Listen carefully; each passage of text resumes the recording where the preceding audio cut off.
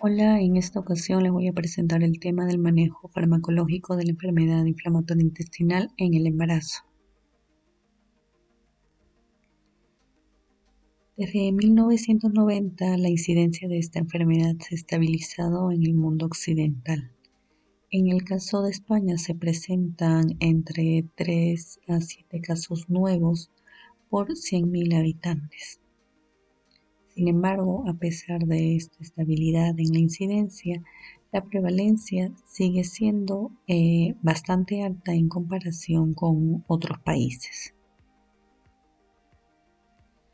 Aproximadamente el 50% de las mujeres con enfermedad inflamatoria intestinal se diagnostican antes de los 35 años, mientras que el 25% conciben por primera vez después de recibir el diagnóstico. Por lo tanto, el embarazo y la lactancia generan una preocupación adicional en estas pacientes. Tal es esta preocupación que en diversos estudios se ha visto que las pacientes con enfermedad inflamatoria intestinal tienen voluntariamente menos hijos. Uno de los motivos principales que se ve reflejado en el estudio expuesto en esta diapositiva es que estas pacientes tienen un menor conocimiento relacionado con su enfermedad en el embarazo en comparación a las mujeres que planean tener hijos.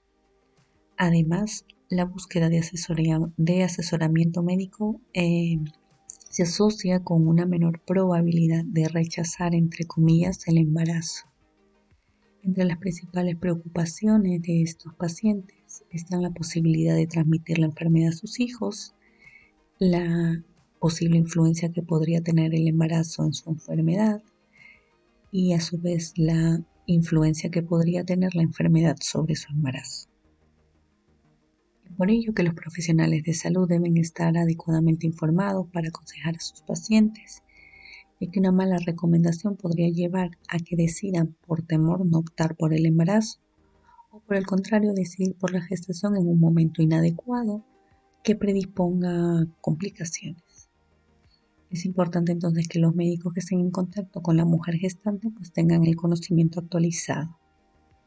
Este estudio australiano publicado en el 2015 tuvo como objetivo medir el conocimiento de médicos generales, ginecólogos y gastroenterólogos sobre el embarazo en la enfermedad inflamatoria intestinal.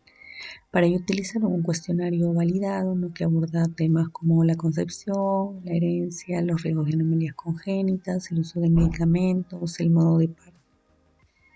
Se evaluaron a 337 profesionales y se encontró, como se ve en la gráfica de la izquierda, que los médicos generales y los ginecólogos tenían un conocimiento inadecuado y variable en relación al embarazo en pacientes con enfermedad inflamatoria intestinal, obteniendo menores puntajes si se los comparaba con los gastroenterólogos, que fueron el grupo con puntuaciones más elevadas. El conocimiento de los gastroenterólogos en los dominios de herencia, fertilidad, uso seguro de medicamentos y resultados del embarazo fue significativamente mayor que el de los ginecólogos, como se ve en la tabla de la derecha. Y por otro lado, el conocimiento de los gastroenterólogos fue significativamente mayor en todos los ámbitos si se los comparaba con los médicos generales. Estos resultados respaldan la necesidad de que los gastroenterólogos desempeñen un papel primordial y de liderazgo en el manejo de la enfermedad inflamatoria intestinal durante el embarazo. Y para ello es fundamental primero adquirir el conocimiento para proporcionar una información y recomendación certera. El punto de partida, como en todo paciente y en especial en este grupo, es tomar decisiones teniendo en consideración los riesgos del tratamiento versus los riesgos de la enfermedad no tratada.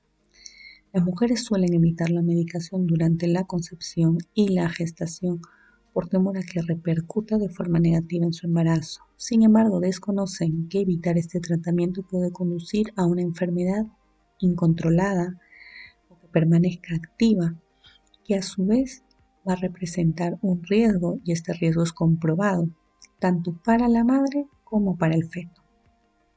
Se ha visto que la enfermedad activa se asocia a parto prematuro, abortos espontáneos, a neonatos con bajo peso al nacer, a niños pequeños para edad gestacional, al desarrollo de placenta previa, desprendimiento prematuro de placenta, en las mujeres puede ocasionar incluso preeclampsia. Es más, en el 80% de las pacientes que conciben en remisión van a permanecer así durante todo el embarazo, inclusive el posparto. Por el contrario, el 66% de las pacientes con enfermedad activa van a mantener esta actividad o incluso en algunos casos hasta la enfermedad podría empeorar durante el embarazo. Definitivamente en la literatura queda claro que los mejores resultados van a ocurrir cuando la enfermedad esté en remisión y ello implica la necesidad de continuar con el tratamiento farmacológico. Antes de centrarnos en el tema de los fármacos, pues dejar en claro algunos conceptos, algunos de ellos ya mencionados de alguna manera. Primero, saber que la enfermedad inflamatoria intestinal inactiva y el tratamiento farmacológico rara vez van a afectar la fertilidad. En principio, si hay necesidad de alguna cirugía como último recurso para controlar la enfermedad, pues debe realizarse, porque siempre va a ser preferible cualquier otra medida a mantener la enfermedad activa. Se prefieren técnicas mínimamente invasivas. En caso se realice la colectomía con reservorio ileoanal, pues las adherencias pélvicas que pueden producirse podrían provocar reducción de la motilidad y permeabilidad de las trompas de falopio y eso tal vez sí asociarse a cierta infertilidad. Por otra parte, como ya se comentó, la enfermedad activa va a afectar negativamente al embarazo, con complicaciones que pueden presentarse tanto en la madre como en el feto. Y finalmente, en relación al efecto del embarazo en la enfermedad inflamatoria intestinal, pues todavía sigue siendo un poco incierta la información al respecto. Al considerarse un estado de inmunosupresión, antiguamente se pensaba que el embarazo podría mejorar la enfermedad inflamatoria intestinal. Sin embargo, en los últimos años esto ha sido cuestionado, porque datos recientes demuestran que las mujeres que quedan embarazadas cuando la enfermedad está activa tienen más probabilidades de experimentar un brote o que esta enfermedad permanezca continua durante todo el embarazo. Y además se ha visto que el riesgo de brote va a ser similar tanto en una paciente gestante como en una no gestante. Entonces queda claro que nuestro objetivo en estos pacientes es lograr la remisión o en todo caso mantenerla. Y como ya se había mencionado, la única forma para conseguir este objetivo pues, es por medio del tratamiento farmacológico en la gran mayoría de casos. Por lo que a continuación vamos a ver, en base a la guía de la ECO y del consenso de Toronto principalmente, los verdaderos riesgos que existen con el uso de esta medicación. Empezando por los salicilatos. Los estudios demuestran que son seguros durante el embarazo, pero sí recomiendan adicionar folato a dosis más elevadas a las recomendadas si se utiliza sulfasalazina. En caso de exposición paterna al fármaco, se recomienda cambiarlo 4 meses antes del deseo de embarazo, antes de la concepción, porque puede asociarse a oligospermia. Aunque podría provocar diarrea y en algunos casos hemólisis, sobre todo en niños con déficit de glucosa 6-fosfato deshidrogenasa, se consideran seguros durante la lactancia. En relación a los corticoides, si bien el riesgo de malformaciones congénitas es controvertido, los últimos estudios van a reflejar que no existe incremento del riesgo de paladar hendido o labio leporino, que eran las principales preocupaciones. En un estudio multicéntrico prospectivo, se asoció sí un mayor riesgo a diabetes gestacional y a bebés con bajo peso al nacer.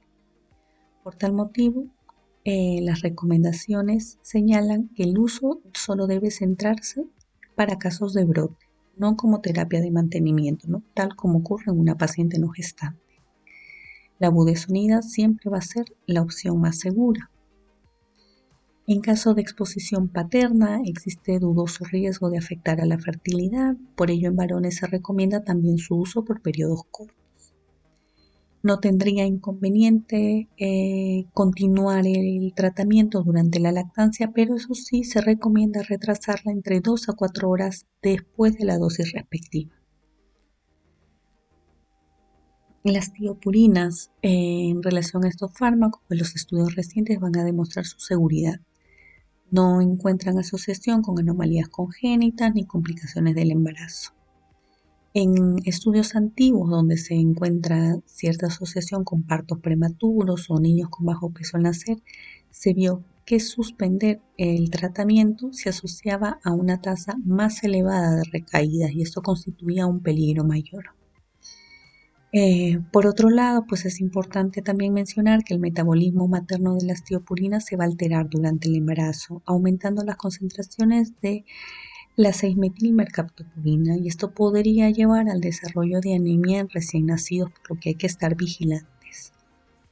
Tomando en cuenta el balance riesgo-beneficio, se sugiere no suspender el tratamiento si la paciente con ello mantiene la remisión. Pero eso sí se recomienda no iniciarlo durante el embarazo por su efecto más lento y por el riesgo de complicaciones como pancreatitis o supresión de la médula ósea.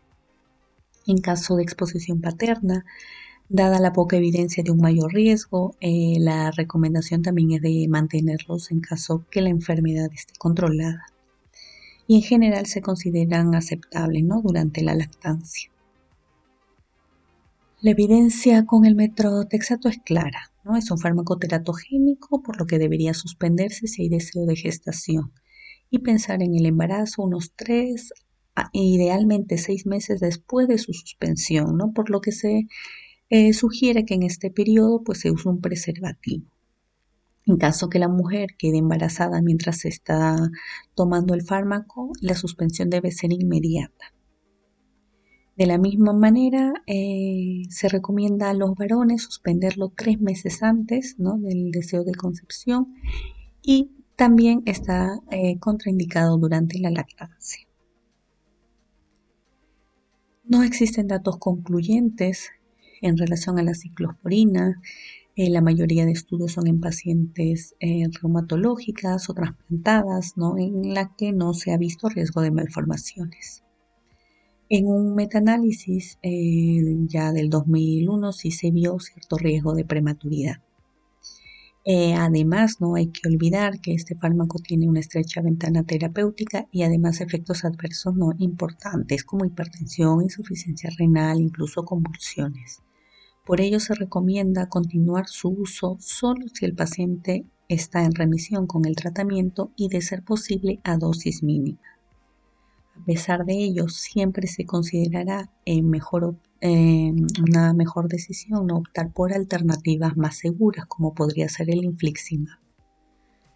En caso de exposición paterna, existen datos limitados que podría comprometer la fertilidad, pero esto ocurre en estudios donde se utilizan dosis más altas a la habitual. Por ello, en caso de ser necesario, los varones también podrían mantener el tratamiento.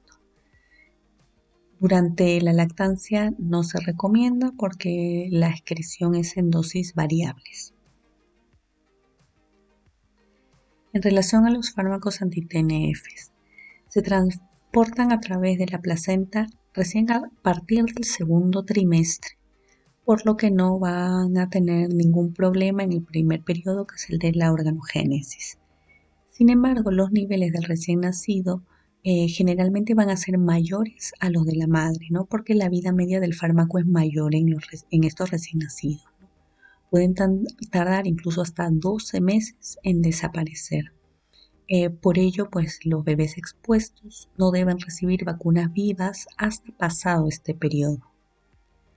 Para reducir la transferencia placentaria, se recomienda administrar la última dosis alrededor de las 32 a 34 semanas aproximadamente, ¿no?, según el fármaco que se esté utilizando, ¿no?, como se describe en la tabla superior derecha, ¿no?, los tiempos, las semanas antes de la fecha de parto, ¿no?, en la que se debe administrar la última dosis. La excepción de estos anti-TNFs va a ser el sertolizumab, ¿no? Ya que no hay necesidad de suspenderlo, se puede continuar durante todo el embarazo por su mínimo riesgo de transferencia placentaria. En general, no se ha demostrado un aumento de riesgo de infecciones en caso de monoterapia, ¿no? En estudios con un máximo de seguimiento de incluso 4 años, pero sí que los expuestos a tratamiento combinado con tiopurinas podrían tener un riesgo de hasta 3 veces mayor de infecciones. Pero eso sí, no se han reportado infecciones más graves o infecciones con mayor necesidad de antibióticos. En las guías recomiendan el mantenimiento e incluso inicio del anti-TNF durante el embarazo por ser seguros y no asociarse a complicaciones, prefiriendo la monoterapia con estos fármacos a la terapia combinada con tiopurinas. En caso de la exposición paterna, su uso no parece afectar negativamente a los resultados tampoco, no en comparación con la población general. Y se puede continuar el tratamiento durante la lactancia porque no se ha encontrado algún efecto negativo. Con el vedolizumab existen datos limitados, ¿no? Ya sea por un corto seguimiento del estudio o por la suspensión del tratamiento al conocerse el diagnóstico, eh, el diagnóstico del embarazo, ¿no? Por un pequeño tamaño de la muestra. Por ello, pues debería individualizarse cada caso y mantenerlo si el beneficio es claro y no existen otras opciones. Al igual que los fármacos previos, se recomienda ajustar la última dosis previa al parto. No hay evidencia clara de algún efecto negativo por la exposición paterna y al parecer son seguros durante la lactancia. Un caso similar ocurre con el ustekinumab, ¿no? La experiencia también es muy limitada. Es cierto que también parecen seguros durante el embarazo y la lactancia, por lo que de la misma manera hay que individualizar caso por caso, buscando que los beneficios superen a los riesgos. No existen datos sobre las consecuencias de la exposición paterna al fármaco y su repercusión en el desarrollo del embarazo o en algún efecto asociado al recién nacido. No hay experiencia suficiente del uso en la gestación en humanos con el tofacitinib, por lo que no se puede llegar a una conclusión definitiva.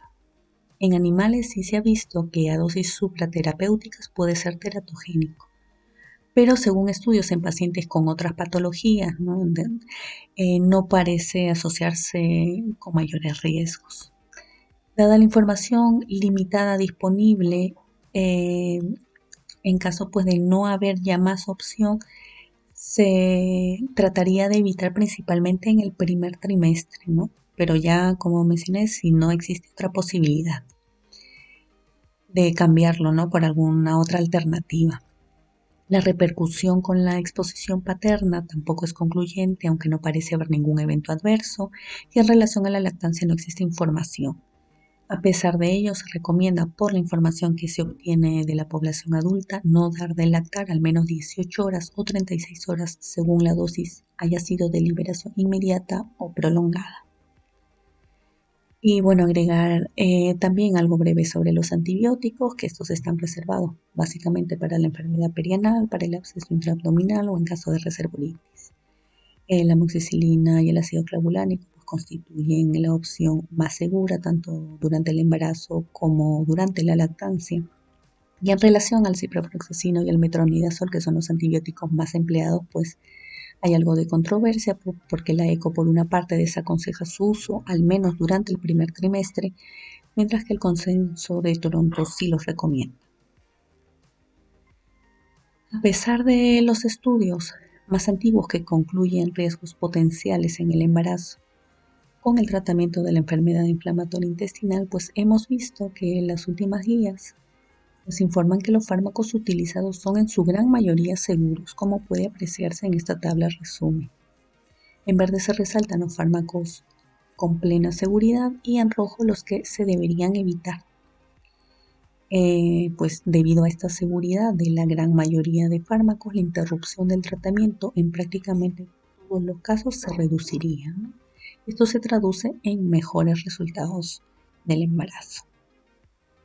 Y hay que tener en cuenta y dejar en claro a la paciente que la actividad de la enfermedad va a constituir el principal riesgo durante la gestación. Las indicaciones de cada fármaco van a ser las mismas que para una paciente no gestante. Por ejemplo, ¿no?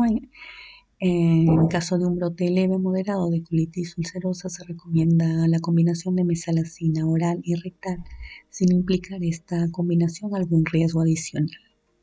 En caso del brote leve o moderado, sea de una enfermedad de Crohn, pues la budesonida sería la mejor opción por su menor efecto sistémico. En un brote ya moderado o grave, se utilizaría un ciclo corto de corticoides y en caso de no responder, se iniciaría con terapia biológica en monoterapia preferentemente. Y en caso de tratarse de una enfermedad en remisión, durante el embarazo se debe mantener el mismo tratamiento que llevó a esta remisión y tras el ajuste de la última dosis previo al parto con los tratamientos biológicos, se deberían estos reiniciar entre 48 a 72 horas después del parto si no hay evidencia de infección activa u otras complicaciones. En la tabla de la derecha, pues se exponen los fármacos que pueden iniciarse, suspenderse o continuarse ya sea en un brote o en el periodo de remisión de la enfermedad. Por todo lo visto, pues queda claro que la posibilidad de embarazo exitoso es excelente si este embarazo se planifica y si las mujeres conciben cuando su enfermedad está en remisión. Ello implica la necesidad de una evaluación exhaustiva a toda mujer en edad fértil, ¿no? Que incluya un asesoramiento antes de concebir que permita evaluar la actividad de la enfermedad inflamatoria intestinal de forma anticipada para ajustar la medicación en caso la enfermedad esté activa y asimismo sirva para reforzar o añadir micronutrientes necesarios. Por ejemplo, los folatos, como ya se había mencionado, ¿no? Que incluso en situaciones de mala absorción, como en una enfermedad de Crohn ilial, pues la dosis podría llegar hasta 5 miligramos al día. Durante el embarazo, además, se recomienda una revisión como mínimo una vez por trimestre, si todo va bien, ¿no? Que estas revisiones deben ser más exhaustivas si hay algún tipo de enfermedad activa. El control pues debe ser exhaustivo y centrándose en el crecimiento fetal, también intrauterino, y se deben utilizar pruebas objetivas y no invasivas para valorar la actividad de la enfermedad. Esta valoración también se tiene que continuar durante la etapa postparto. Todo este manejo pues va a implicar la necesidad de contar con un equipo multidisciplinar que debe estar debidamente preparado. Y finalmente pues dejo algunas sugerencias de la AGA en relación al manejo general de la enfermedad inflamatoria intestinal, ya sea en la etapa previa a la concepción, durante la gestación y ya en la etapa postparto. Las flechas en rojo van a indicar la información correspondiente a esta sesión. Y bueno, para finalizar, el embarazo de por sí es una condición que genera preocupación por los cuidados y precauciones que se debe tener. Debido a que la mayor incidencia de la enfermedad inflamatoria intestinal se observa en el periodo de mayor fertilidad, es fundamental que estemos informados de la repercusión de esta enfermedad y su tratamiento en el embarazo. Los mensajes que debemos transmitir. La enfermedad inflamatoria intestinal no afecta a la fertilidad, principalmente si esta enfermedad está en remisión. La enfermedad activa antes de la concepción tiene un mayor riesgo de brote durante el embarazo. Los brotes se van a asociar a peores resultados fetales y maternos. Los mejores resultados van a ocurrir cuando la enfermedad está en remisión en el momento de la concepción y permanece así durante todo el embarazo. Pese a lo que antiguamente se creía, la mayoría de medicamentos que se usan para tratar esta enfermedad, con excepción clara del método Tresato, son seguros o de bajo riesgo. Por ello, pues cualquier medicamento prácticamente que se utilice para mantener la remisión puede continuarse sin interrupción. La posibilidad de un embarazo exitoso es elevado si el embarazo se planifica, la paciente está informada y la toma de decisiones es compartida. Y esta decisión informada además va a servir para corregir conceptos erróneos, para aliviar preocupaciones y para favorecer el cumplimiento del tratamiento, con la consiguiente reducción de recaídas, evitando además que muchas personas dejen de lado su deseo de procrear por el temor a los efectos adversos tanto de su enfermedad o de su tratamiento. Y eso es todo. Gracias.